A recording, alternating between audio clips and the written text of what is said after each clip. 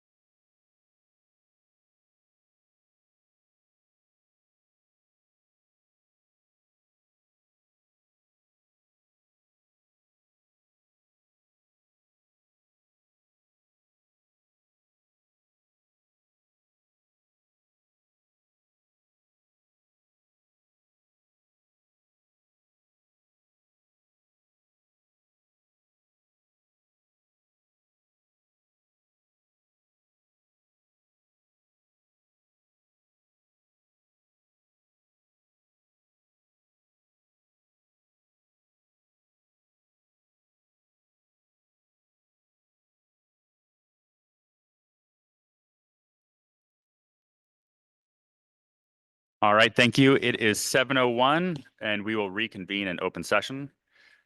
And Clerk Grigsby, if you wouldn't mind leading us in the Pledge of Allegiance.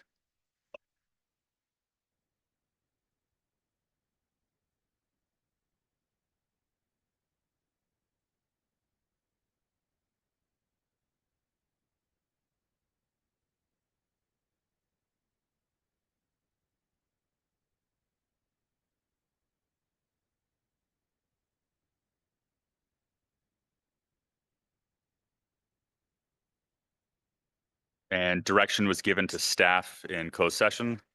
And I move that we approve tonight's agenda. I'll second that. And all in favor? Aye. Those opposed? Aye.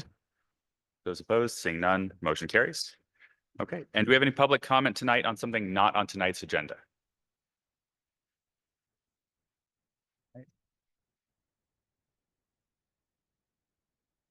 Oh.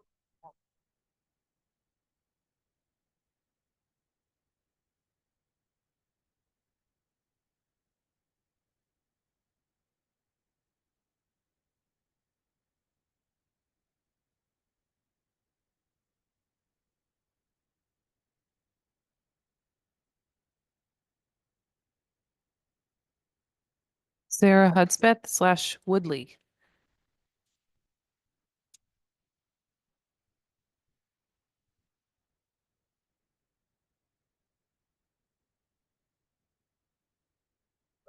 Okay. And we're just gonna leave it on. Thank you. Okay, perfect. So my name is Sarah Hudspeth. I'm actually bringing some concerns from Mr. Woodley, our middle school PE teacher at Auburn L today.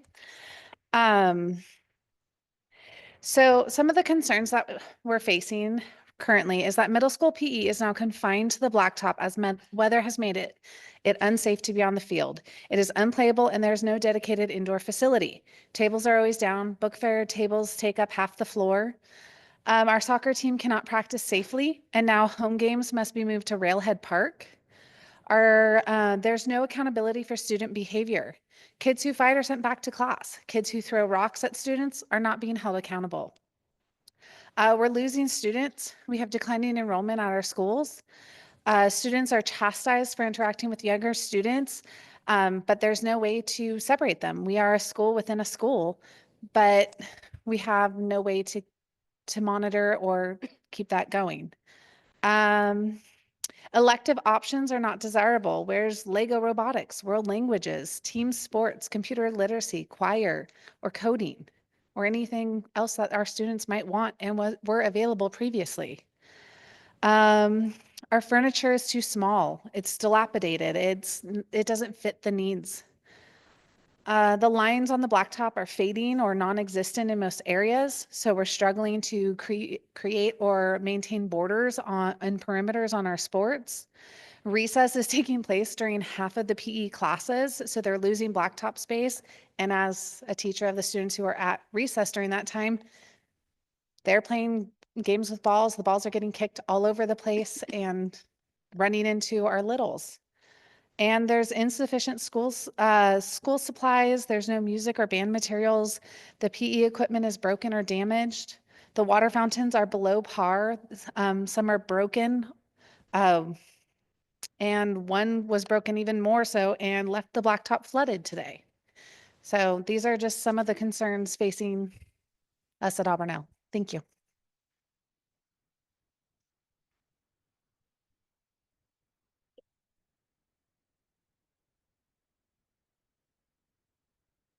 Teresa Zaro.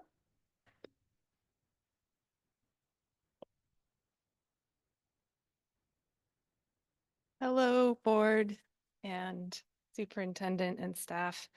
I'm here, I'm trying to divvy up my time into two topics. One is I want to bring up again my concern about the use of long-term substitute teachers throughout our district due to understaffing. That to me leads to two huge concerns. First of all, because this pool of substitutes is depleted by all these long-term substitutes being used, Our students are actually left sometimes literally with no teacher in the classroom. I'm not sure if everybody on the board is aware of that, if you don't spend much time in the classroom. But they're asked to be parsed out and babysat in other classrooms, sitting in a corner, looking at their Chromebook, not receiving any education. Or they're put in a teacher's classroom during that teacher's break period, which impinges on that teacher's ability to prepare for their day. It's really a mess. And then also my other concern with all of these substitute teachers is that they aren't necessarily credentialed teachers, as far as I can tell. In my experience with them, and I have had a lot of experience with them, my son has had long-term substitutes every year for the past 4 years. They are not obligated to provide a syllabus, and in some cases actually resist providing a syllabus when asked. It's not clear that they're, and this is a big one too, it's not clear where their curriculum is coming from, if it's a district standard, if it's been reviewed by the superintendent or your staff.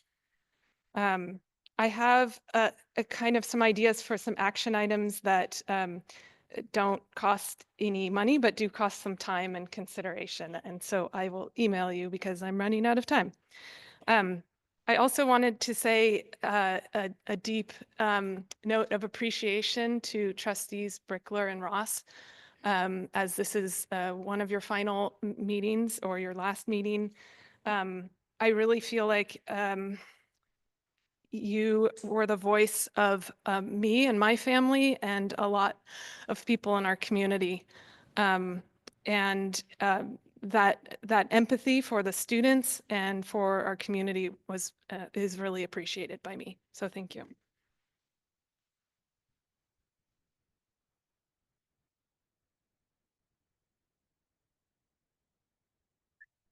Emily Mockle.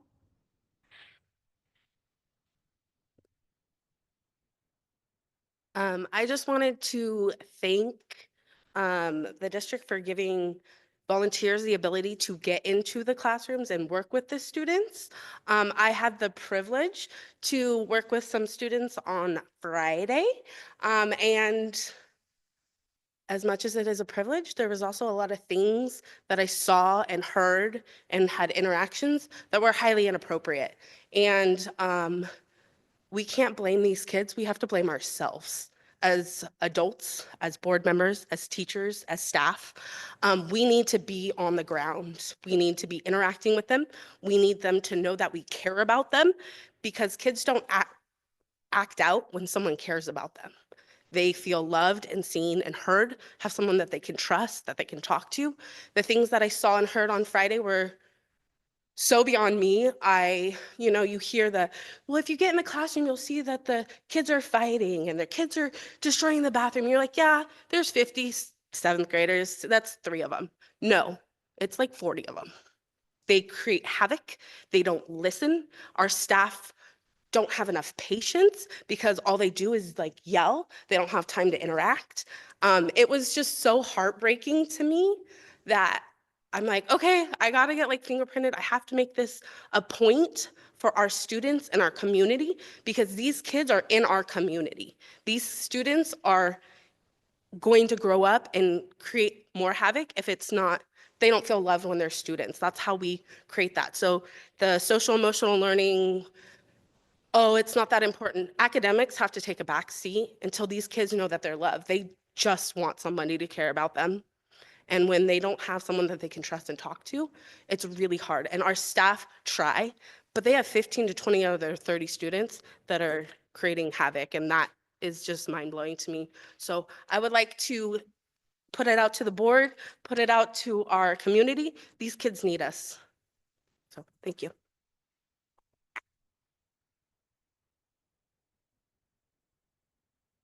Monica Peak.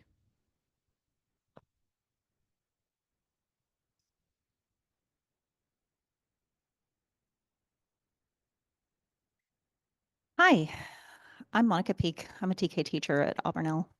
Used to be at Rock Creek for 12 years. I'd like to give my sincere and heartfelt thanks to Sarah Brickler and Jamie Ross. Your hard work and dedication to the students, families, staff, and community has been much appreciated. We see you. We see you at assemblies, volunteering on weekend cleanup days, reading to classes in Spanish even, working in the cafeteria during lunch because we were shorthanded, showing up. You were there. Supporting everyone because you love your community and you're dedicated. You've taken this job as board members seriously and with generosity and with kindness, consideration, and love. Thank you. Thank you for your dedication. Thank you for making the most thoughtful and important decisions in the best interest of the students. Thank you. We needed you, and you've always been there for us. You have understood what this job was about and haven't had a selfish agenda. You've not made decisions in your best interest, trying to change us to fit your needs. You've not used your role as a political stepping stone or have tried to change rules or laws that are for our health and safety of the students, families, and staff. Thank you for always doing what's best for your public school district, public school. On another note, I'd like to implore AUSD to please give your employees an appropriate cost of living increase. I've been with this district for 14 years, and while my costs for everything in life have increased, now because my health insurance has also gone up, I actually make less money than I did last year. Please give us an appropriate COLA. Thank you, and thank you again for all your work.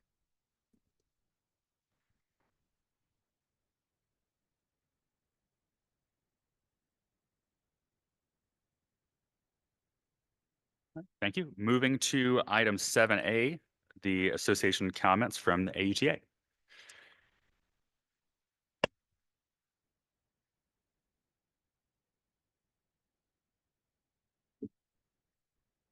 Good evening, Superintendent Brittany Meyer, school board members, and AUSD community. As a vested teacher in our district who cares deeply about the well-being of both students and staff, I would like to bring your attention to an issue that is impacting the ability of our school district to provide students the education they need and deserve. Over the past 3 school years, our school district has experienced significant loss of teachers, psychologists, and speech pathologists.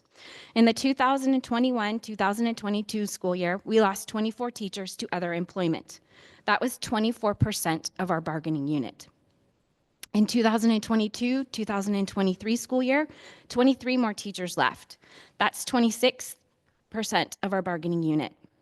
And in the 23-24 school year, 17 additional teachers left and resigned, 20% more of our bargaining unit.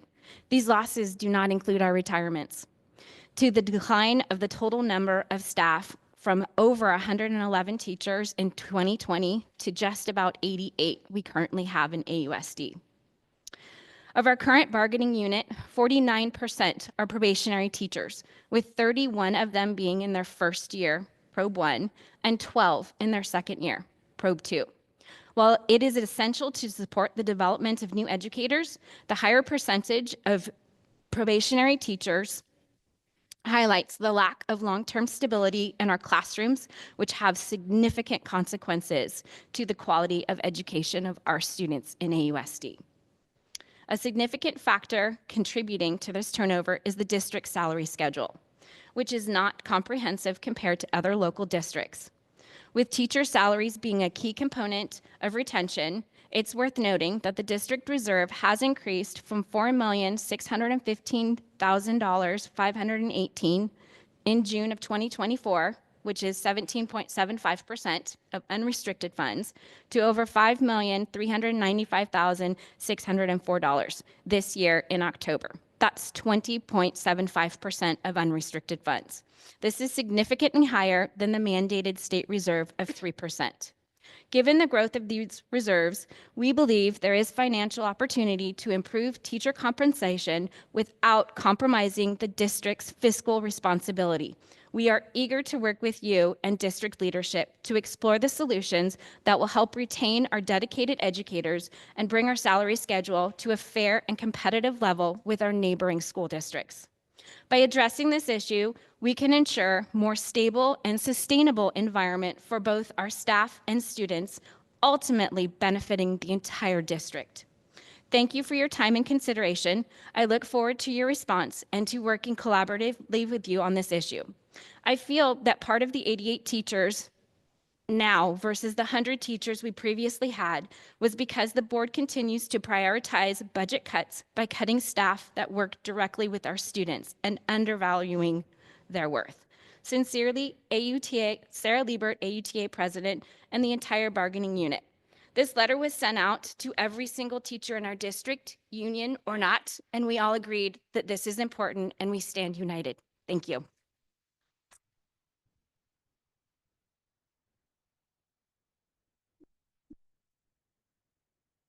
And then CSEA.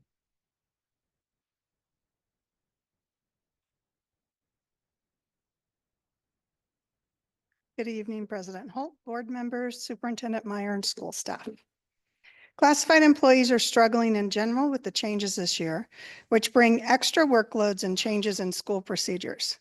I'm very proud of the work that they do and the positive attitudes that they have. I look forward to working with the district to solve some of these workload issues and balancing it to retain our wonderful employees. The biggest impact seems to be on office workers, custodial and maintenance, and operations and classifications. Bringing middle school to the sites has added many more duties to an already full day for our office staff. They're unable to get it all finished and need to have their duties adjusted and prioritized by the principals. I'm hearing all the rooms are being used at all the sites, which has also resulted in more rooms requiring daily cleaning by the custodial staff. The results in less cleaning being able to be completed. Sometimes they can just do the trash because they're having to be in so many classrooms. Sports at all the sites has also impacted the maintenance and operations and custodial staff with the need to set up for these sporting events and striping the fields. This is in addition to their already full workload. Having no substitutes to cover when someone is absent also adds to the stress of the whole school operation. Winter's here, and with it brings more illnesses, and stress adds to lower immunity. I've appreciated the bi-monthly articulations between CSEA, HR, and CBO Jeremy. We've had some good discussions about how to resolve some of these issues, and I look forward to continuing these meetings.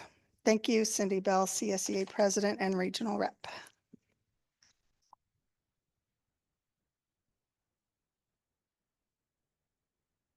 Thank you. Moving to our consent agenda, and do we have any public comment on anything in the consent agenda tonight? Not seeing any. Is there anything anybody would like to pull? I'm gonna ask that we pull 8B. I agree. And I would also like to pull D. All right. B, Bravo. B and D.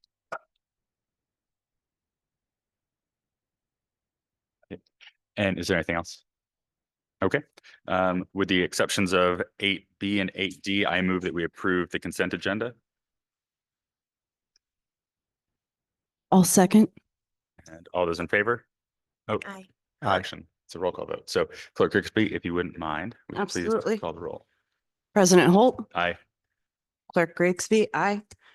Trustee Brickler, Aye. Trustee Ross, Aye. Trustee Wedge. Aye.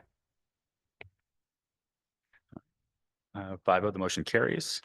So item 8B, turn it over to you, Superintendent. I just wanted to say that the personnel report that was published on Friday in the board agenda has been altered by one position. We had a retirement come in since then, so there were paper copies available and they were provided to the board. Other than that one retirement, the rest remains the same. Thank you. Trustee Brickler, do you have something on 8B? I had wanted to comment on the two retirements. Debbie Espenson from Skyridge and Kim Casbier. And it's hard for me to even say which schools they've been a part of because I think that they have a history and a track record of supporting many of the schools in our district. But these are just two really remarkable community members who are so hardworking and intelligent and competent and also have incredible empathy and compassion and have just really made for such an incredibly positive experience when you're part of a school community. These are some of the people who are really the glue that pull all the pieces together and welcome families. And I'm just incredibly grateful to both of them.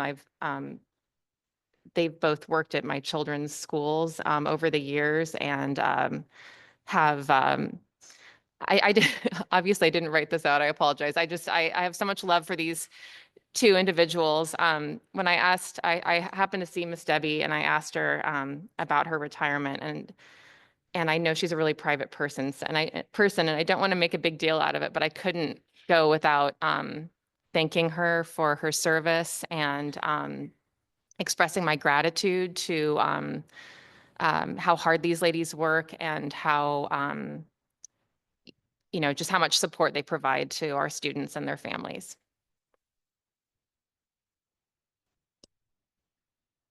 Second that. All right, so I move that we approve item 8B.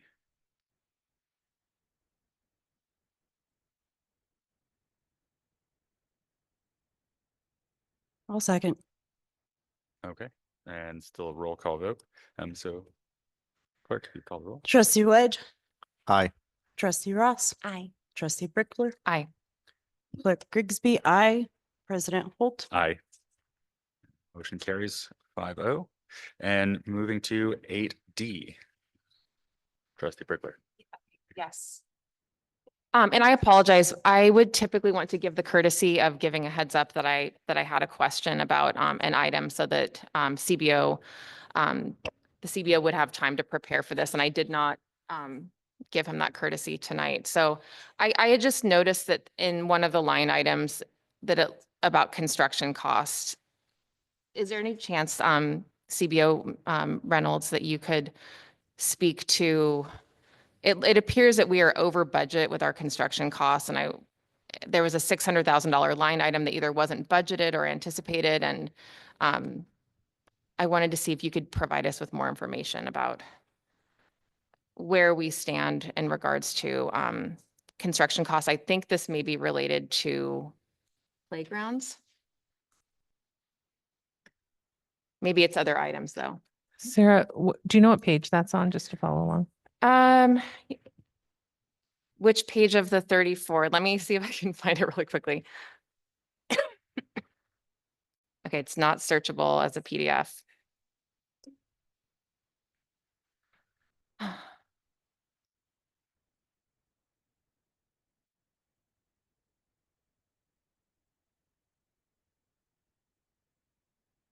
So it's under capital outlay. It's on page 4. So there's line item for main construction contractor, and it looks like it was about $643,000 and it wasn't budgeted. So I wasn't sure if that particular line item wasn't budgeted.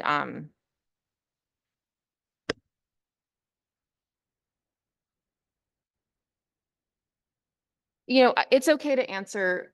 We can do this offline. As I read this, it appeared that we were exceeding our anticipated construction costs.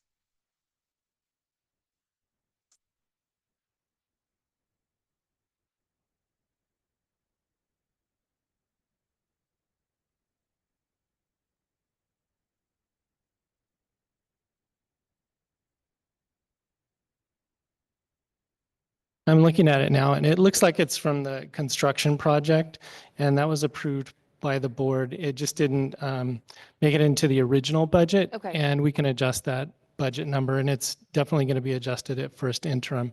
And it looks like it's carried over from last year. Those funds were encumbered last year for Okay. that project.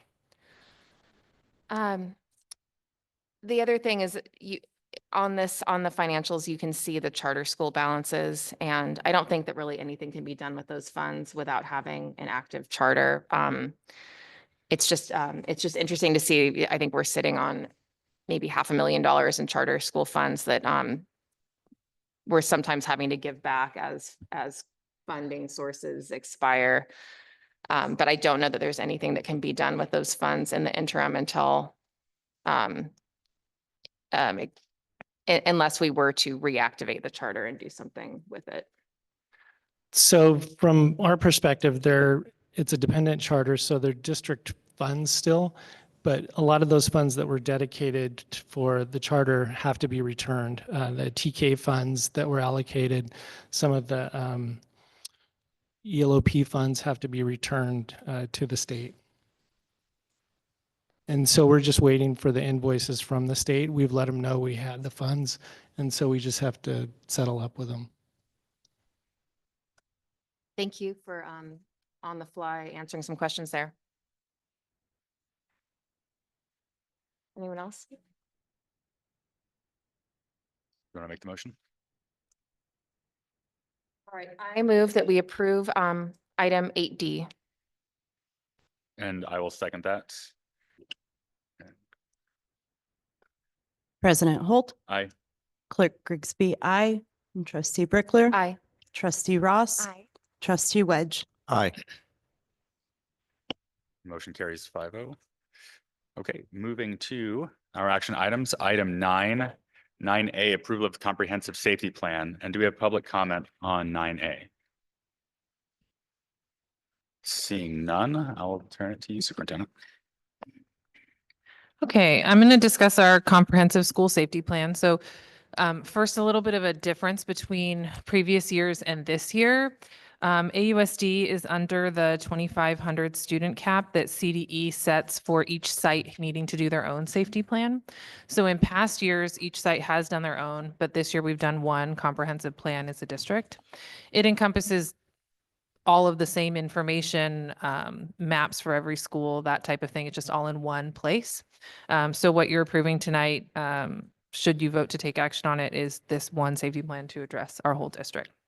A couple of things that I'll draw your attention to that are different than years past because there were some ed code changes that added additional sections. I'll talk to you about that. And then I'm going to talk to you a little bit about the redacted piece that isn't in the public document and why that is. So the first thing I want to draw your attention to is page 18. And I'm skipping to 18 because the majority of these sections are covered in ed code. And I think Trustee Brickler had a question about this that I wanted to address, that it is a cut and paste from ed code, but we do have ed code that aligns with what the safety plan is asking. So we just use our, board policy. I'm saying the wrong thing. We do have board policy that aligns with what the ed code and comprehensive safety plans is asking for. So we just use our board policy and cut and paste that for the majority of these sections, although not all. On page 18, we do outline how we review this safety plan.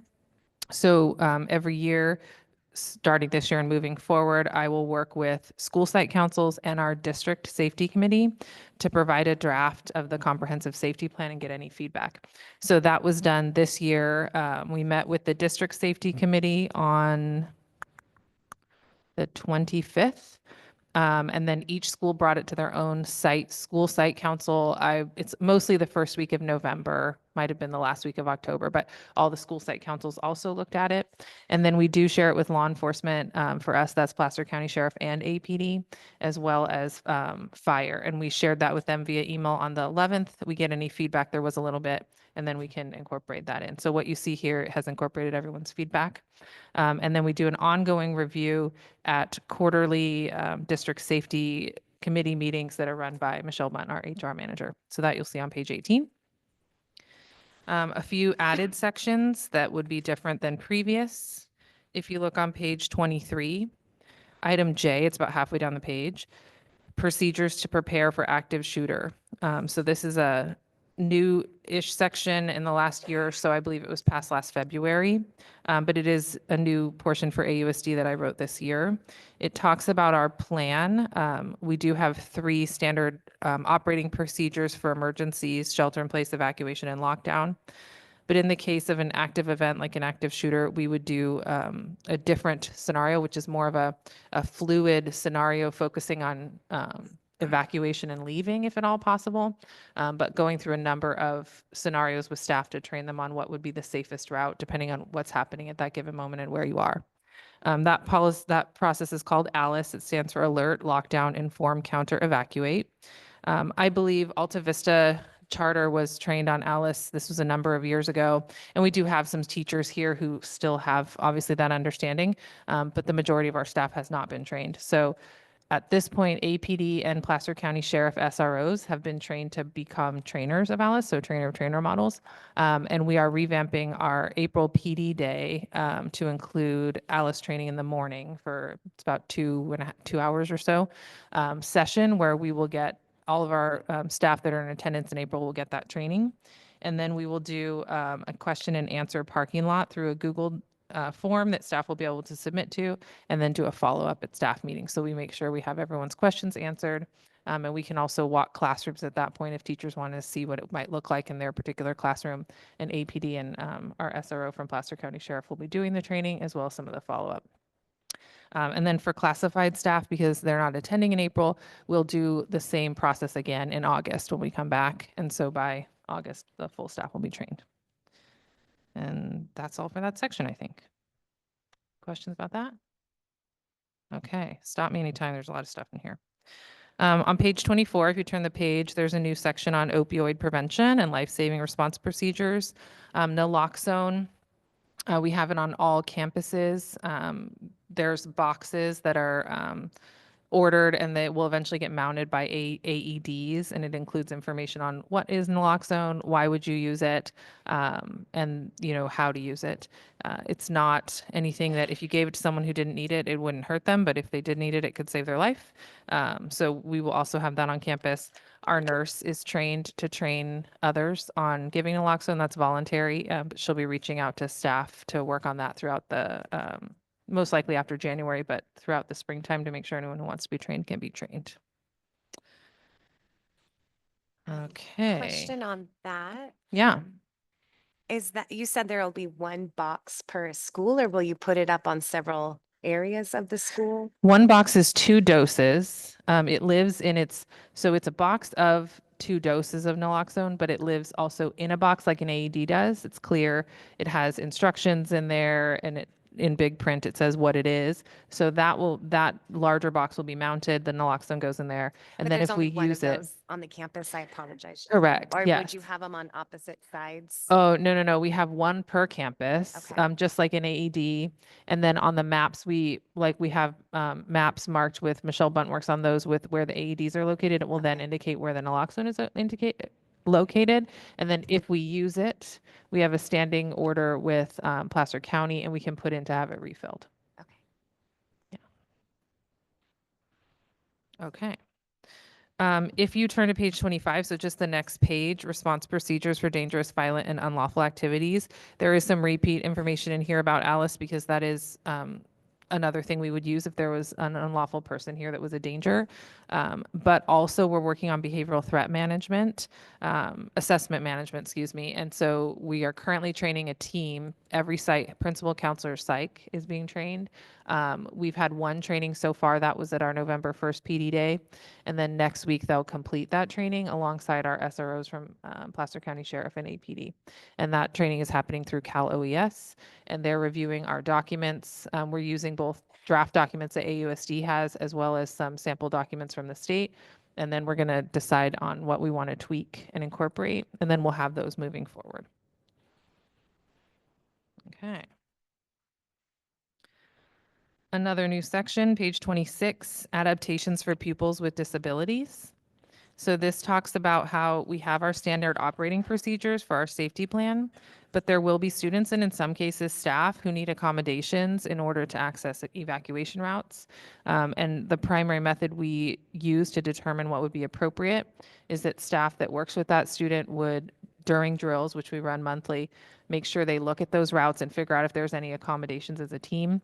And then, of course, incorporate parents into that for their feedback. And then that's also to let parents know that they can reach out at any time to their school site if they're concerned about evacuation or anything like that related to safety procedures for their child. Okay.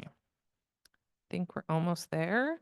And then last new section, page 27, instructional continuity plan. That's the thing we hope we never have to do again, which is school gets interrupted to the point where we can't be here anymore. And what would we do if we needed to continue education for kids offsite?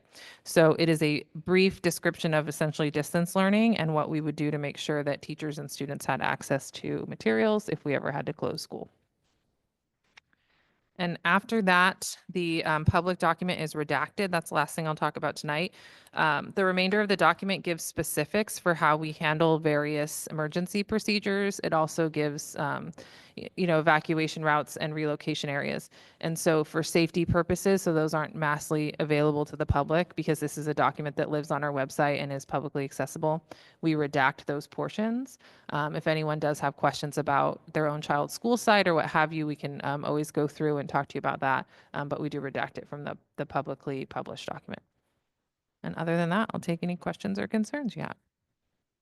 I think my only question at this point on the instructional continuity plan, I assume this would include things like the PSPSs, if we get those again, the public safety power shutoffs or fire.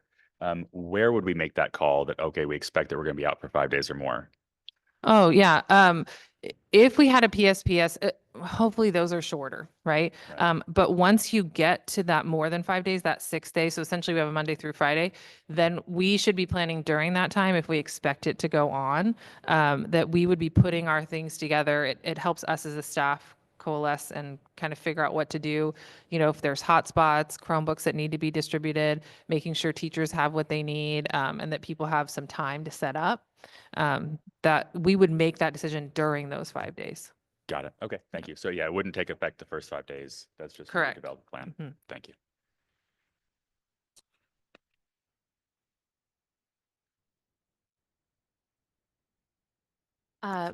One comment is that I understand that there are a lot of documents that we have to produce for compliance. And I guess I just want to make sure that they're also like usable or user-friendly for our community too. So, in reading this, sometimes it feels dense because it is a lot of board policy, which isn't always written in the most, interesting or engaging way, I guess. But it was just a thought about how do we take documents like this that are really important and, convey the information in a way that's easy for people. Or like maybe even like if there were a couple summary pages or highlights and I'm not asking you to do this. It's just more of a philosophical thing about how user-friendly some of the important materials are that we produce. Understanding that they are often, a requirement or a compliance document. Yeah, so there are requirements in terms of what kind of language you put in there.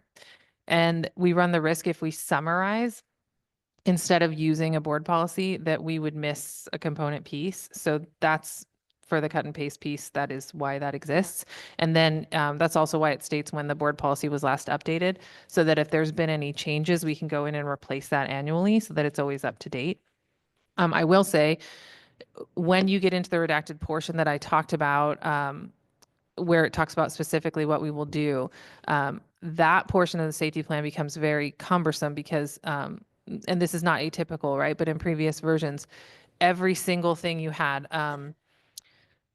fire, if you had a fire, if you had an earthquake, if you had an animal on campus, we live in, we're in Auburn, that could happen. You have a coyote or a mountain lion come down.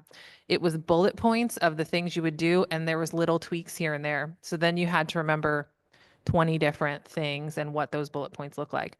So the plan, and it talks about this in the active threat situation, There's 3 standard responses, shelter in place, evacuation, and lockdown. And those are defined in the plan. And then when we go through each of those different things, it'll say primary mode of response, secondary things you may want to consider. But it does take a lot of that language out so that if people know what a shelter in place looks like, what a lockdown looks like, what evacuation looks like, and where they are to go, then they can very clearly see what their response will be. So in that case, it does become a little simpler for people that are using this plan for implementation. For your efforts to, I appreciate, I think it seems more appropriate to have it at a district level as well. So thank you for your updates. All right. Is there any additional comments or concerns? All right. Seeing none, I move that we approve item 9A, the comprehensive safety plan. I'll second. And all those in favor? Aye. Aye. And those opposed? Seeing none, it carries. And moving to 9B, approval of annual organizational meeting date.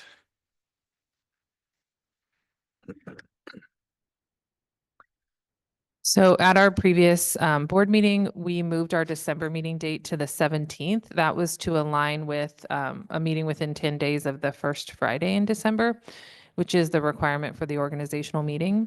So now what we need to do is vote on whether or not we will deem that December 17th meeting the official organizational meeting of the board. And you're not allowed to do that until November. There's a lot of rules, and that's one of them. So that's why we're doing that tonight. I move the, oh, Could we possibly discuss what to expect at the December meeting, kind of what the general agenda will be? Because I was reflecting on what it looked like 2 years ago and trying to figure out at what point outgoing board members are needed for that meeting. Yeah, so do you want to talk about that, President Holt, or do you want me to cover that? Yeah. Okay, so so my understanding is we'll do closed session as we normally would. We'll have our opening of the board meeting, and then we would have the swearing in of new board members. So outgoing board members would be here for that first portion. And then we would run the organizational meeting after that, because that's the meeting where we would choose board president, clerk, secretary, and all of those various things that come with the board moving forward.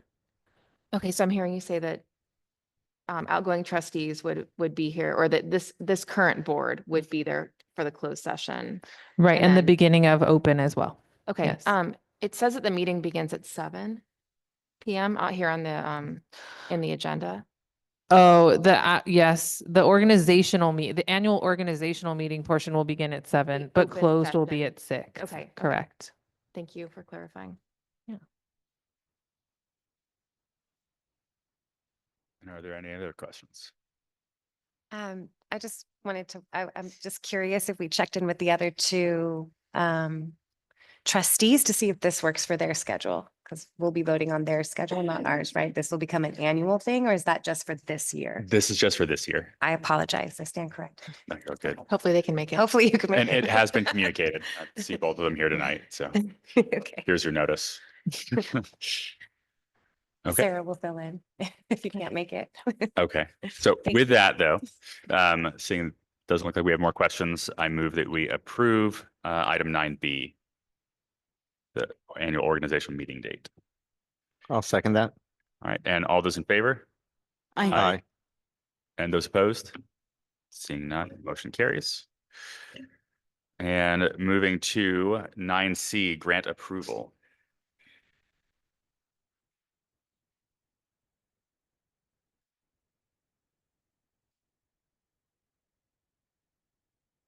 Good evening, President Holt, Board of Trustees. My name is Catherine Putke, and I am the principal of Auburn Elementary.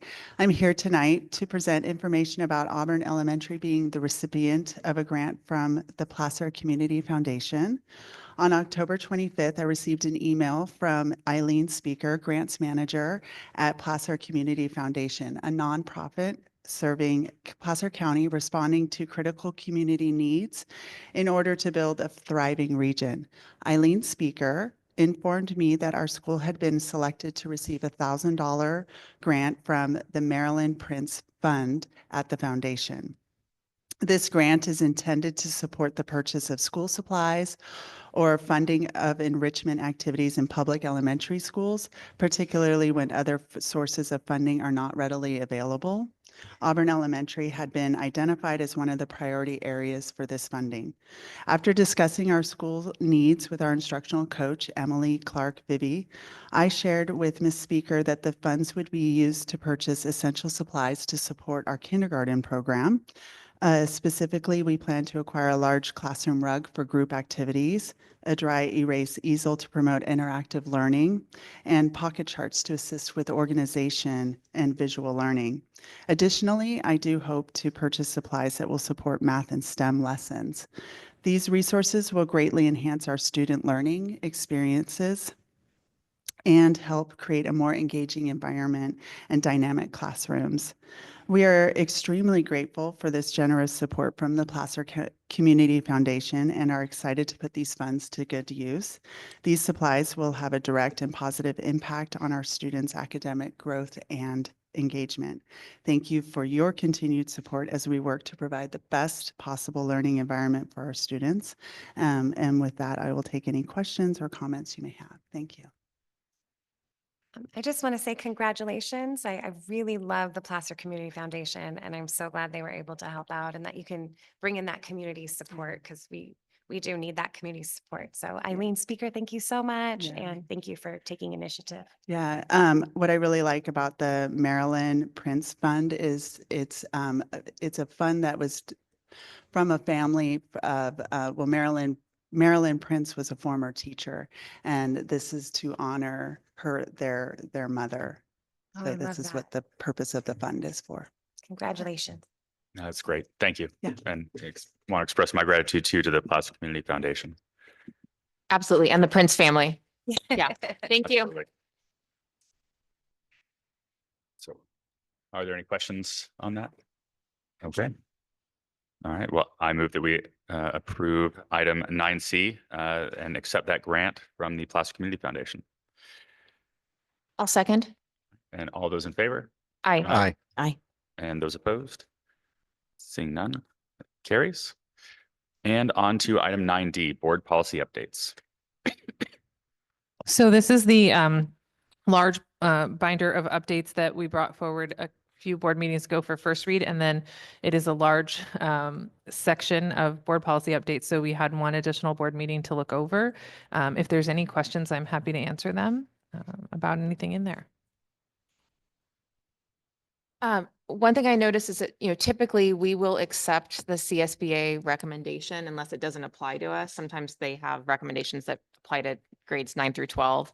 But there was one that was dismissal, suspension, disciplinary action. I didn't write down the page number where where it says we would not adopt the CSBA recommendation. I was just looking for more information about why we might not adopt their recommendation. This is BP 4218.1. Yes. So we don't use a merit system, and that particular policy was updated for districts that do use a merit system for dismissal, suspension, disciplinary action. Okay. Looks like I need to learn more about merit systems because I don't quite understand. Or not, because we yeah. don't use one.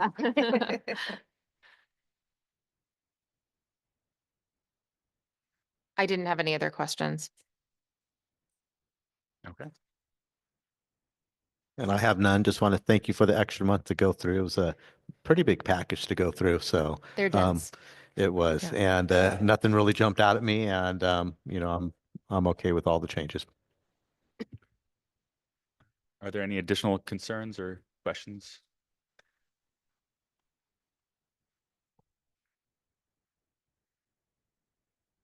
Okay, seeing none, I move that we approve item 9D, board policy updates dated June 2024. I'll second that. Okay, and all those in favor? Aye. Aye. Aye. And those opposed? Seeing none, it carries. Okay, moving to item 10A, school site support update.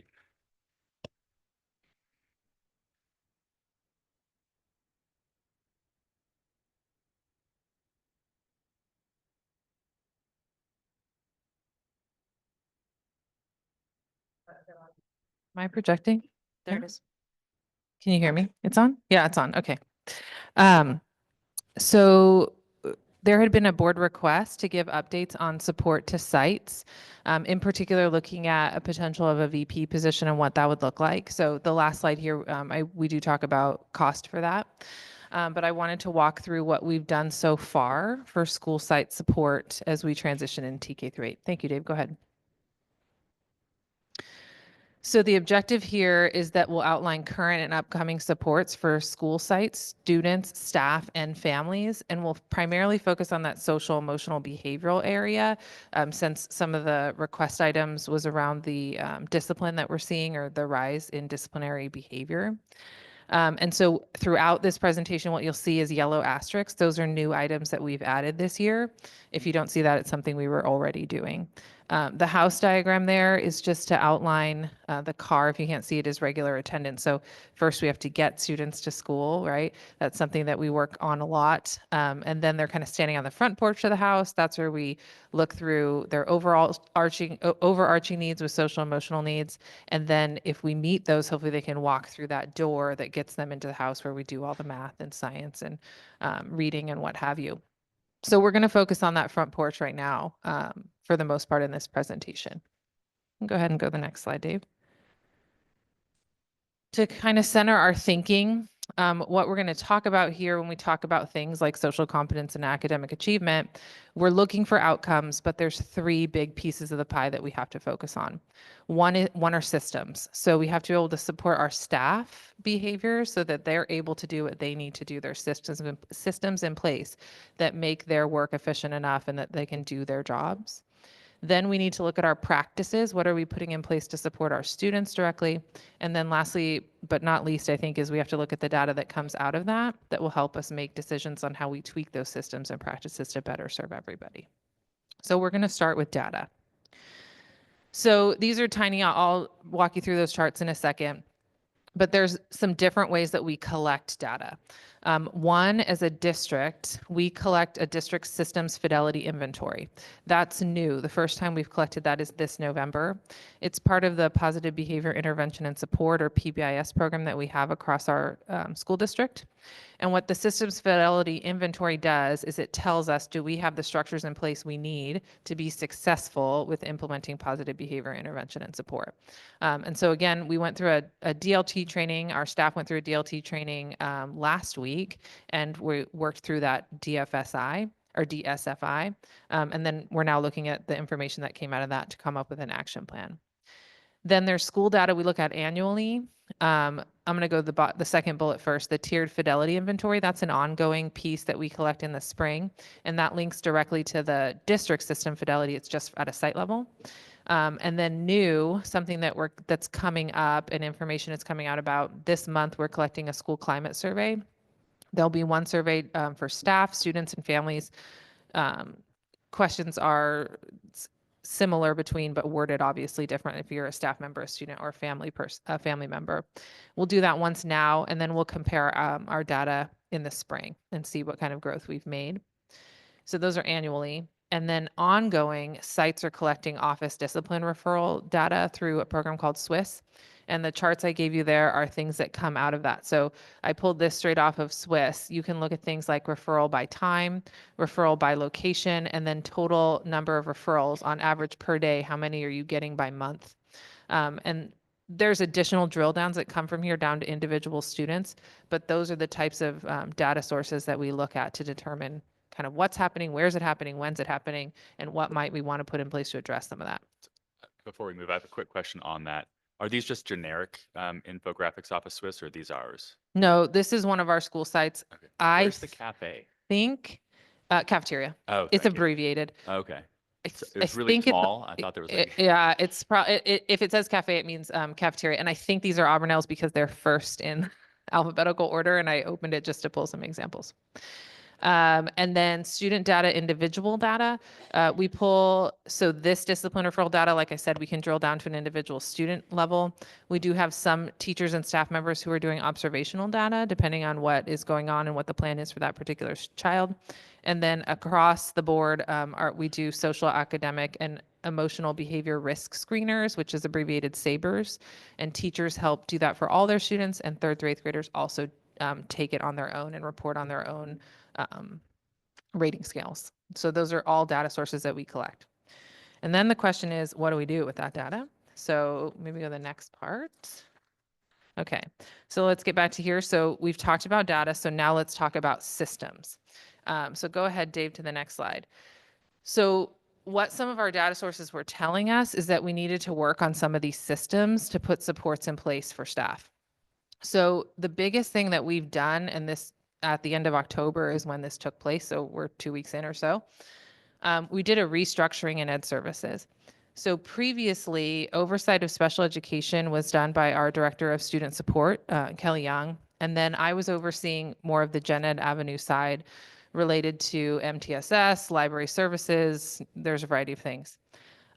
SPED is something that takes a decent amount of time, but it is in my wheelhouse in terms of what I've done before in the past. And Kelly is uniquely positioned to help in the general education area, given her background.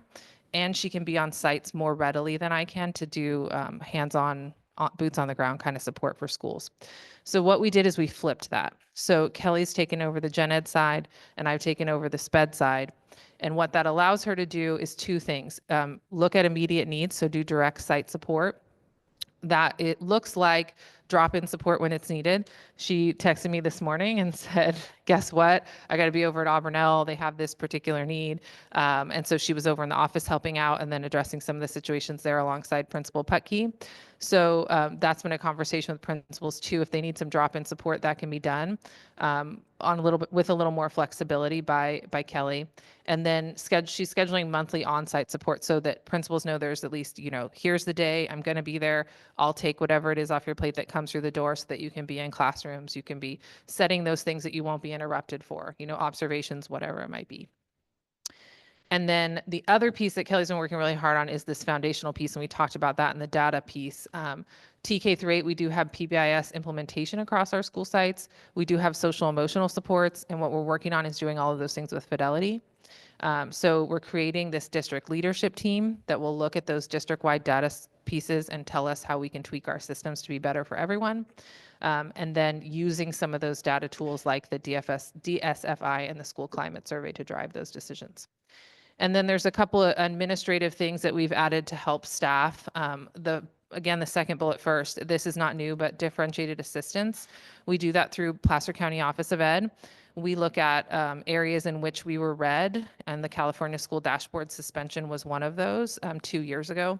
And so last year we did the differentiated assistance process with PCOE, and this is our second year in that process. We actually meet again tomorrow. So that's great because it gives us action plan steps. Principals are part of that team, and it allows us to look at our data and figure out where to go moving forward. And then the new thing that we've added, and it just started this month, is that there's administrative coaching provided to principals through a company called iLead.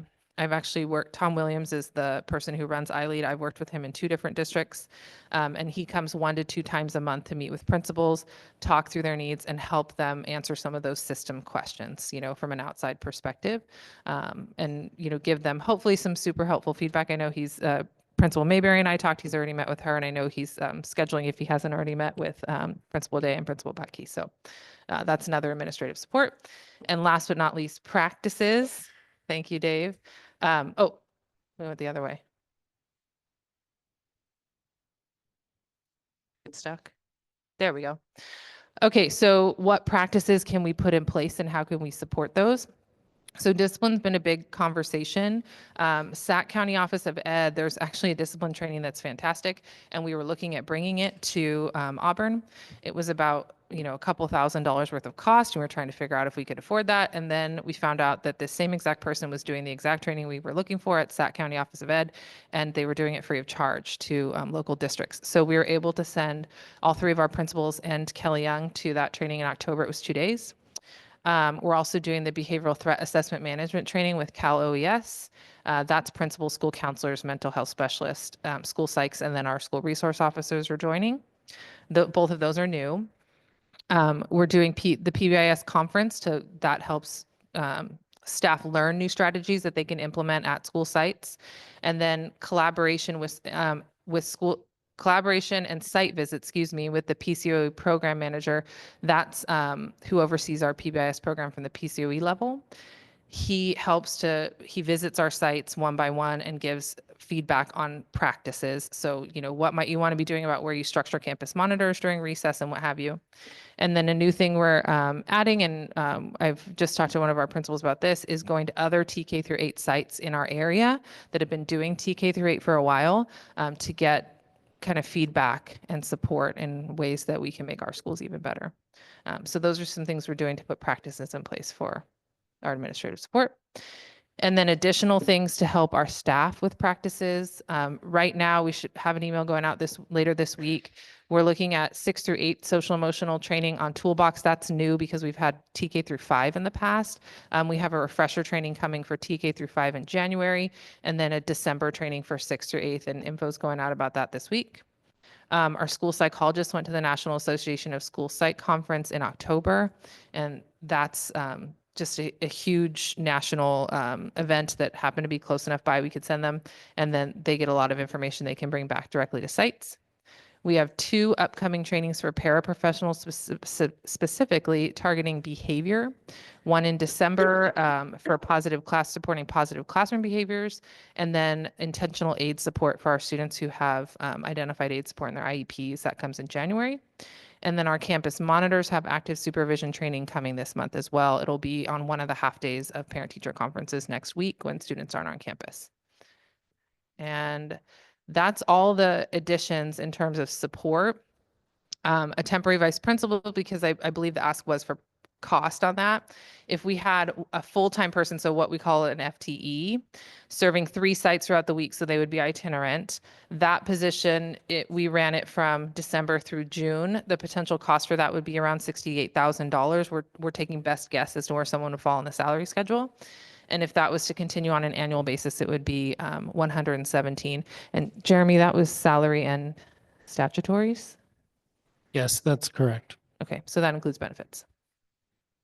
And I believe that's all. Questions and comments?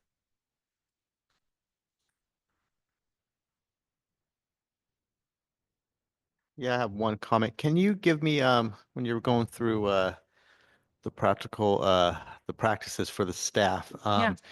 can you give me an example on how we would deal with classroom behaviors? Because there's been, over the last several meetings, it seems like that's been an issue going on in our schools with behavior issues. Yeah. And so can you give me some examples how those behavior issues will be handled? Yeah, so that training you're talking about is for paraprofessionals. So these would be aides that work with students who receive special ed services. What they're learning about is actually good practice for everyone. So when I talked about restructuring our PD a little bit in April, we'll also be doing similar breakout sessions. And then today, what I talked about with ed services was looking at after school PD that's voluntary for teachers. That's along the same vein. But let me talk about what that would be. So things like when a child starts to escalate, how to recognize what that escalation looks like, talking about the escalation cycle and some ways that we can intervene early in the escalation cycle to bring a child back down. So one of the things that research will tell you is that when your brain is kind of going, especially with a kid, you have to use your body to calm your brain. So as adults, we tend to do things like, okay, that's not how we should behave. How do you think we should behave? What behavior expectation are we not following? It seems like a good way to talk to a kid who needs to learn about how they should be behaving or what behavior expectation they're not meeting. But it's actually more effective to use their body to calm their brain. So there's a lot of strategies you can use for that. Some students might respond well to deep breathing. So there's different strategies you can use at different age levels to get kids to do deep breathing techniques. Deep pressure is helpful sometimes. So there's push and pull activities on a chair. If we know students escalate and deep pressure is helpful to them, we can proactively provide them with it's called assistive technology tools like weighted blankets, weighted vests, those kind of things. That typically works for younger students. Middle school kids don't really want to wear a weighted vest, but there are other ways that we can help address that in a way that's appropriate for them. I've had middle school students who respond well to deep pressure, and I would give them something to like say, take up to the office, but it's like, take this bag and it's just filled with books and they got to put it on, and they know what they're doing, but their peers just think they're walking around with a backpack, right? So things like that can help when a child becomes really escalated. And then also talking about proactive measures we can take in the class to teach these strategies when kids are calm, because the moment that they're escalated is probably not the time to do the teaching, right? But what can we teach early on and then implement when they're escalated? So strategies like that. Now, is this taking place while inside the classroom environment? And what about the rest of the class when this is taking place? Yeah, potentially, right? So one of the things we talk about is reducing language and using like first then language. So if you've taught coping strategies to the class, let's say when kids are calm, a paraeducator, in this particular case, if that child has a para, or the teacher might go by and say, first take a deep breath, then whatever they're asking for, then we're going to do X or something like that. And if the child knows that, you can walk by and cue them and kind of remind them to use some of these coping strategies. That can be helpful. Does that work for 100% of kids all the time? No, but can we start to address some of those behaviors at, 80% of the kids' needs might be met, 10%, with what we're doing at a basic level, 10% might need a second reminder. And then do you have a few that need to take a break and go for a walk? Yeah, absolutely. And then we'd have strategies in place for how would you call for help for that? How would you get someone to come to make sure that child could take a break? All right, thank you. Yeah. So I know this was one of my requests, and I just really appreciate how in depth you've gone, not only to explain it to us, but actually providing this professional development to our staff, teachers, and administration who ultimately need this, right? So thank you so much for hearing us, first and foremost. Thank you for hearing us. And when we continue to see comments, you continue to listen and you find professional development to help fill those holes. And I'm just really grateful. I feel really assured by how that our district's going to be okay because you're on it. You're consistently on these complaints. So I appreciate, and I just want to acknowledge you stepped into a big position and you really filled those holes. And I know it's we're learning, there's a lot of things taking place. Transitions are hard. So I just want to talk about my gratefulness and definitely just really echo that campus monitors and all the extra professional development that you can give them is greatly appreciated. Yeah, I appreciate it. And all of this is important stuff and none of it happens fast, unfortunately, right? But what I will say is, and you heard teachers talk today and staff talk today, there's a lot going on, but people are all working so hard to solve the problem and we'll get there. It's not going to be tomorrow, but slowly but surely we're chipping away at it. There's things I didn't even talk about in here that have been added, like intramural sports and things to just engage kids in the school day so that they have things that they like to do, especially during unstructured time. So they're occupied and less likely to do the other things we don't want them to do, like, throwing rocks or whatever we heard about earlier. So, yeah. Right. Thank you. I wanted to thank you for taking on a really active role in special education. It's been such a risk to our district. And I guess I should explain why I say that. Just that we've experienced rising costs to special education of sometimes $1 million a year. And it's one of the biggest kind of drivers of our financial position that we've been in is rising sped costs. So thank you so much for using your expertise and focusing on that area. I guess, I think one of the challenges is that I think we hear from staff who are experiencing like a daily crisis. And I think the training is so important and it's so hard sometimes to make time for the training, right? When there's such a need for staff to be on site to help navigate challenges. So it's such a balancing act, right? Of trying to provide the training that that's eventually going to get us to where we need to be. I guess you know, as board members, we've talked about the possibility of bringing back a vice principal position. But I guess I wonder what our administrators are asking for, like what kind of supports they think would be most valuable to them. I don't know what that would be. I'm sure you've had conversations with them about it though, so. Yeah, we have. And my understanding is not necessarily a vice principal, but a lot of the things that we're talking about. And I also think, and, you know, correct me if I'm wrong, but a lot of the stuff that we're doing is at the request of, you know, we need more about this, we need to know about that. Here's what our campus monitors need. That's how we're building these pieces little by little. And I don't necessarily know. I mean, what I do know is vice principal or no vice principal, there's no panacea, right? So we're going to have to keep chipping away at it no matter what. But that hasn't been our conversation in terms of like, if we had this, that would solve all the things. Now, what principals do need is time to make sure they can do some of the things they have to do, right? And anyone who's been a principal knows you have a schedule, and then if you get to 25% of it, you're happy, right? Because all this stuff is coming at you all day long. So with Kelly being able to step in and help, I think that will be a really big benefit.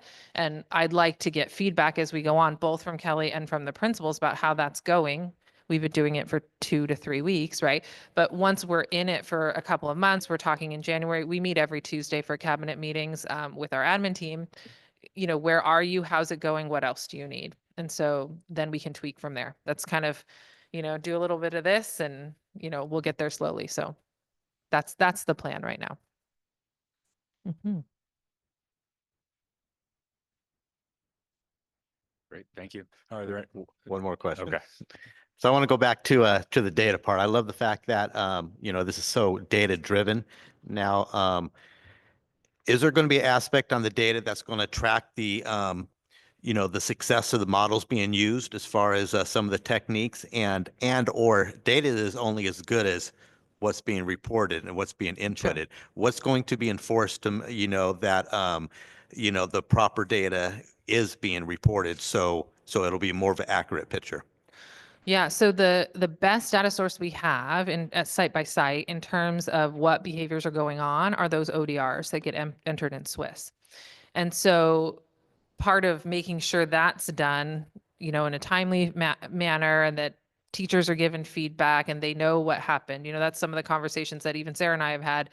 I fill out this ODR and then what happens, right? In terms of like the information coming back to me. So those pieces are a huge part of what we're doing with our district systems. So looking through our district fidelity inventory, looking at site level, what is it that we can do to support sites so that those pieces are clear, people understand how that practice works, they can get things entered, and then that means what we pull out is clean, right? It's as clean as we can make it in terms of data. And then that drives a lot of what we do. So a PBIS team should be meeting tier 1 and tier 2 at least monthly, if not every other week, kind of depends on the site and what their needs are.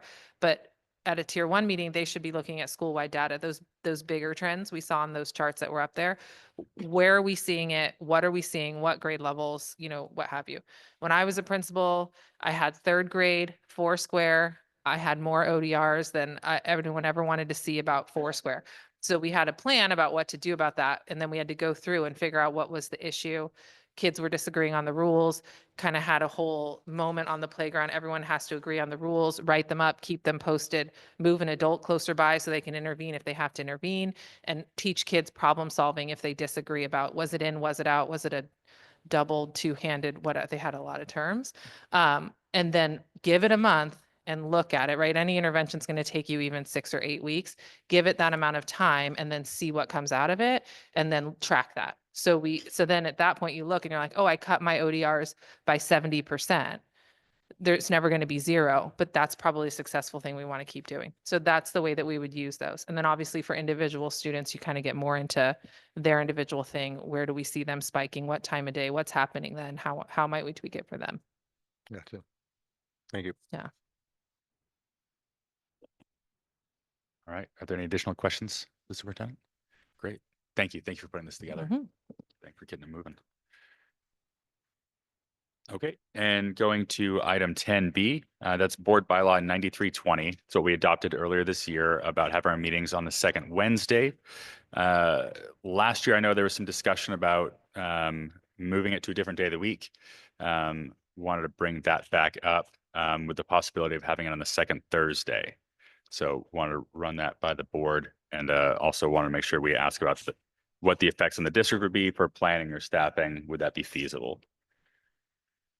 If you're an incoming trustee, please make a public comment. If this doesn't work for you. We're not voting on it. Right. Yeah, we're not. It Yeah. would, the next step would still be an action item that I think they'd be a part of.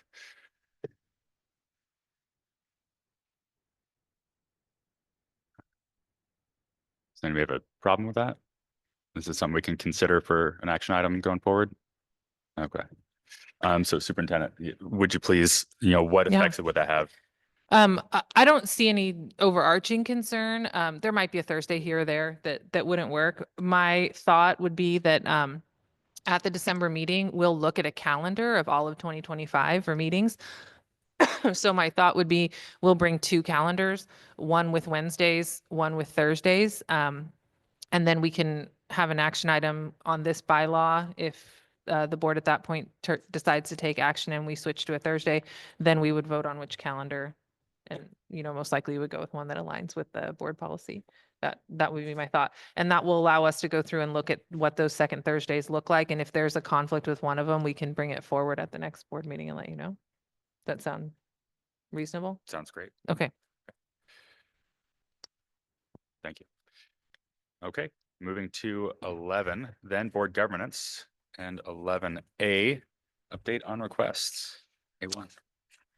So we had 3 requests that one we just covered now in terms of site support. Then we had 1 request in terms of relationship with Sac State and ongoing substitute teachers. So I did send an email on that on the 7th that with feedback from Michelle Bunt. That was her language there since that's her wheelhouse. And then another request on update on playground builds, which Jeremy McReynolds gave in that same November 7th email. I included his update on that. I didn't know if anyone had any further questions, but those were the 3 that I had to take on. Yeah, no, I guess I just didn't think that we might have an opportunity to ask questions about the playground status. Could you just kind of reiterate what those potential dates are that we might see completion or when they might be ready for students to utilize? Yeah, for the updates. Yes, for the updates at Sky Ridge, we're projecting by the end of the month. They're working on them currently. And the Auburn Elementary, we're waiting for the shade structure. We anticipate that in December, mid-December, if the playground or the shade structure comes in. And then for the start of EV Kane, January is the anticipated start date, and it could be pushed to February. So some of those dates, I think were completion dates, but the EV Kane date that's when the construction could begin is January, February. And then would you remind us how long it's anticipated to take to, is this, I have no idea. It's just like a 4-week process. Is it, I can't remember what For EV Kane, ideally it would be 4 weeks, but it could take 6 or more. We anticipate those times, but like with Skyridge, for example, we started that TK playground and then there was a drainage concern and that delayed by 2 months. 2 months. So unfortunately, those pieces are a little bit unpredictable till they get in there. But the start date is what we're thinking about right now. For the EV Kane startup date, is that anticipating approval or has it been approved 100%? I know we were waiting on the DSA. Thank you. Yeah, it's been submitted to DSA and they're just checking the boxes right now. And we anticipate approval before December, mid-December. Is there anything that we would be concerned that it wouldn't be approved for, or anything that we can do to help get it approved? Right now, what we're waiting for from DSA is undue hardship request. in terms of the total cost for ADA that they are requesting, and then we have to fund up to 20%. And so anything above that, we have to do the unreasonable hardship request. I don't necessarily think it will be declined, but we just have to wait for their time, whatever their time limit is, which tends to be about a 4 or 6 week turnaround, something like that. Is That's that right? correct. Yeah, 4 to 6 weeks.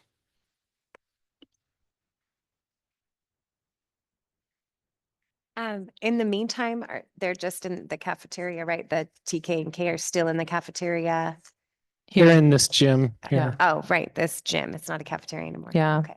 Yeah, and when the weather was nice, I know Principal Mayberry was working with Mrs. Adams and her aide and doing some outdoor things and what have you. Now it's rainy, so everyone's inside anyway, so they have been back in here. Okay.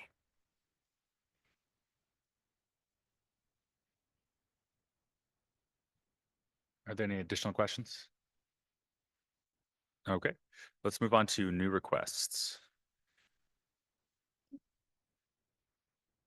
I think we have a request to put on the December calendar, the question about the board bylaw that we just discussed. Oh, sorry, say that one again. Oh, just bringing back board bylaw 9320 on his calendar. Oh, right, got it.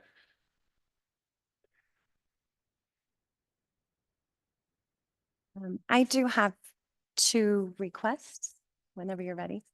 The first request is I know that you're in touch with Mr. Woodley already, but I would love to see if we can do a follow-up on that comment, and Sure. if there's any Prop 28 money that we can use to help suffice some of this, whether it's new instruments or bringing someone during lunch to whatever it is, you'll get creative with it. But if we could look into that with Woodley and how things are affected, and especially the water fountain that's broken.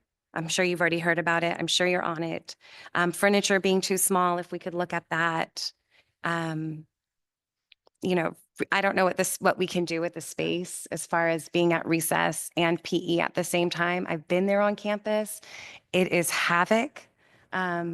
I know everybody's doing their best they can, so I don't want to diminish anything that anybody's doing. It's fabulous how people are working around each other, but it's a big issue. So whatever we can do. I know it's going to start raining, so I don't know what this looks like for the future, but next year it'll still be an issue, right? So Yeah, and some of those things we have set up. So we have an AD meeting coming up, okay. where we're going to talk about facilities in particular, and field usage and striping, some of the things Cindy mentioned as well. So that's already coming with ADs, Justin, Jeremy, myself, principals. Okay. So we have that scheduled, and then I can certainly follow up. I had questions too in terms of, some of those things Great. that I wanted to follow up. So I'll just add them all to the list. That's fine. Yeah. Awesome. I know last year we found like tables that have like chess games embedded in them, and there's just cool ways and cool things to find. So you'll be on that. I know you will. And then my second request is really the cleanliness. I don't know what it'll take to hire another facility or maintenance, custodial maintenance, or I know during COVID, I know it was COVID, I know we had extra one-time monies, but we had night crews that came in and cleaned, and it was really helpful. So anything we can do, I've seen the classrooms, they're not getting cleaned, and that's not to make any parents or teachers scared, it's just to know that we have a better job to do. So what would that look like, or how can we help support that? And then the last thing is I hear everybody repeat the substitute teacher thing, and I know you gave us a little update from Michelle Bunn. I don't know. I don't know how to get creative, but maybe we can get creative. I know you're doing everything, but substituting is a really big issue, and kids breaking up their classrooms to go into other classrooms when the teacher's not there because they're at training that I've requested. I apologize. It is just whatever you can do for that situation. I don't know what the answer is, but help. I'm open to suggestions. Okay. I know one of the things was we do have volunteers that are interested in coming in, but the volunteer process has been such havoc that they kind of backed out. So, and the price. As subs or? Not as subs, but like volunteers during lunch hours. Mhm. So making that volunteer process Can we have a volunteer day for all the schools? Like, what can we do to get? And then is there funding for that? Or how can we work in to get these volunteers in our school?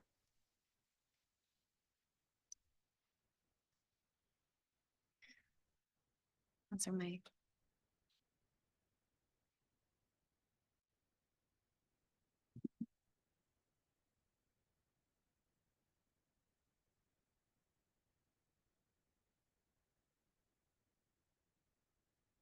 I guess I just wanted to comment on some of your requests. And I do think that our custodial staff is working incredibly hard. So I don't know what the gap is, if they just don't have enough hours Too to much. cover the facilities. I don't know what the kind of like the root of the problem is, I guess. So it's, I don't think it's, yeah, I don't know if they just need more hours of, that we're paying them, or like you were saying, like a floater, a night position. I'm not sure. Again, and then you were commenting that we have people who want to volunteer, but then they're unable to complete the clearance process. They just haven't attempted because it's just a huge big old packet that they got to fill out and like miss work to try to get fingerprinted. And it's just a big deal. If we had maybe an open volunteer house or something that was Okay. designed, or, you know, I know PTC at Auburn Elementary was willing to cover the cost of the volunteer packet, you know, something to incentivize these volunteers to come in. I've seen that done before, like at back to school night or something like that, where you just, Yeah, we in the had past, that. Alta Vista had paid the Bucks Booster Club had paid for the volunteers to get fingerprinted, and it just made it was just kind of one less hurdle. Yeah. I guess it seems like we also have a challenge of like, are there enough volunteers, period, or people interested in volunteering or able to make time in their schedule? So I was just trying to understand what the constraint was. Great. Thank you. You're welcome.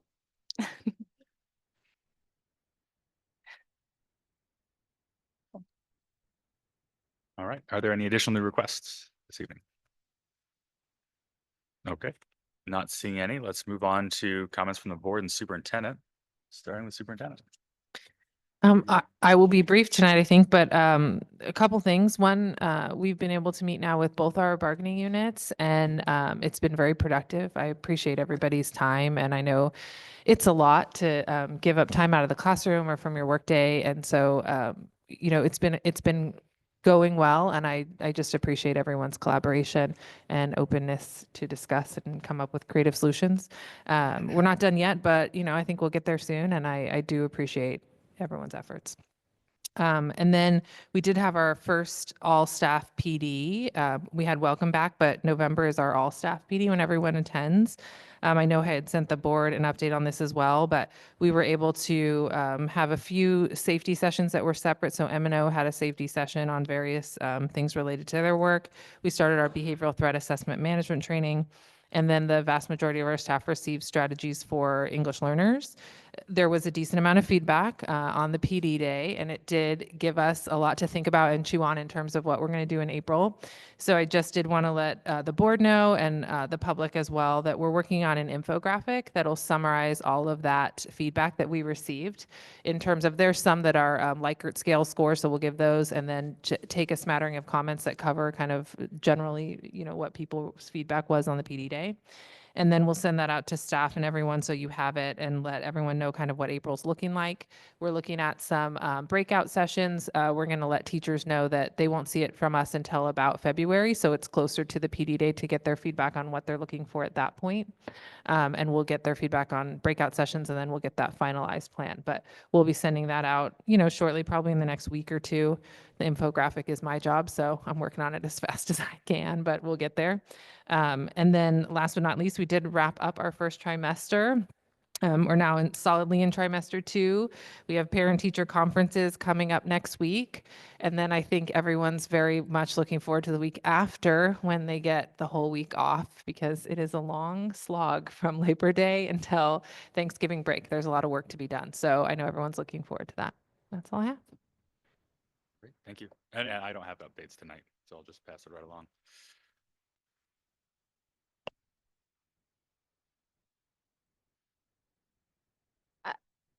This is essentially my last meeting as a trustee, and I just wanted to express my gratitude. It's been such an honor to serve the community in this role, and I'm so grateful in the so grateful for our school community, all the incredibly hardworking staff and our strong administration and all of the community partners and the families and just the way that so many people care so deeply for our children and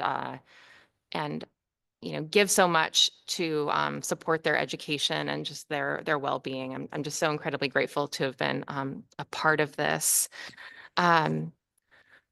I guess when I first started, I was first encouraged to run because I was a parent who was involved at Alta Vista Community Charter School, and that school perhaps could use some representation on the board. And you quickly learn when you take on these roles that you can't.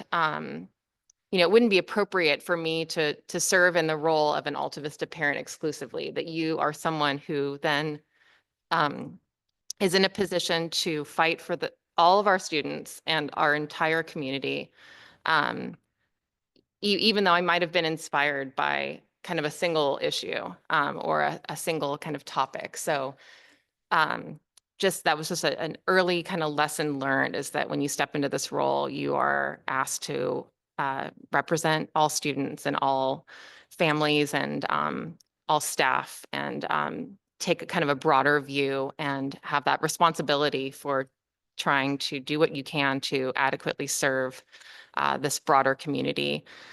And so, you're kind of forced to move beyond your individual perspective and really ensure that all voices are valued and heard in the process. But again, it's just been such an honor to serve and to work alongside you all. And I'm very grateful for our new leadership here in the district, and have a lot of faith in them and trust in their ability to continue to do what's needed to help our district along from a financial perspective, and to continue doing what they can to better compensate our staff and to serve our students. So just want to thank you again for this opportunity. I think another thing I've been reflecting on is school boards and to what degree they represent the community. And we have 2 years to think about who wants to run for 3 seats. And I would love to see our board feel like a balanced representation of our community. So I hope folks will start thinking about, just at the moment, we have 3 Skyridge parents, just to give you an example. So there's a lot of other ways that we could be looking at to what degree a board represents its constituents. So I would love to have conversations with anyone who wants to brainstorm with me about how we can achieve more balance with our board. Thank you. Gosh, it's funny because like 4 years ago, we were actually on the other side and waiting to count votes. And 4 years, a lot happened. This is probably one of the hardest years I've ever had in my life. And to be here in front of you and be able to be vulnerable, it's been a phenomenal experience for me to learn and grow. So thank you to the principals that allowed me into their schools when I just showed up and was like, hey, let's party, to the teachers that let me walk into their classrooms and rap to their children, to the students who really didn't know how much they affected my heart when they give those hugs and they see you for who you are. I know why you teach, and I can't tell you how thankful I am to have individuals who 5 days a week sit with our children to teach them the necessities to become a community member and essentially a community leader. So my utmost respect to these teachers, these staff, these paraeducators, our administrators, for being on the grounds and making this happen for our children. Thank you for not giving up on us and continuing. I am so grateful. As a board member, I realize that our responsibility is to provide access, resources, and opportunities. That is our job. And if we are not doing that for our students, we are not fulfilling our potential of leadership. So I hope that in the next 4 years that we see student-centered learning, more arts integrated into our curriculum. I hope that we see diversified leaders. And I hope that our parents and our community feels represented. So I think over this past 4 years, not I think, I have volunteered over 150 hours through hip hop clubs, drama clubs, now entrepreneurship clubs. And it has just been my honor that you've allowed me to do that. So thank you to this community for embracing us.